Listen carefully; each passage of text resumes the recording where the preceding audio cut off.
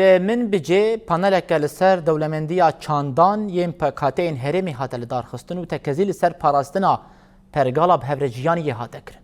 شیخ و روسپیین عشیریان نونرین پارتیین سیاسی ریخستنین جواکا سیویل و ریوبریا خوستر بهداری پانلی بوند. پانلی دا آخافتن هاتن و هات اگوتن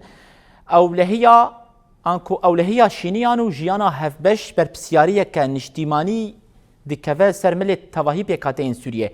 هر وها بحثا دولمندیا چاندین هرمی هاته کرن و تکزیل سر پاراستن آوان هاته کرن. پانل به پیشاندانا برهمین هنری ین فلکلوری بداوی بو. في مدينة منبج والمكونات منبج منذ 12,000 عام. ji salên dûr û dirêj ve bajarê Minbicê wekî navendeke bi hevrejiana gelan tê naskirin.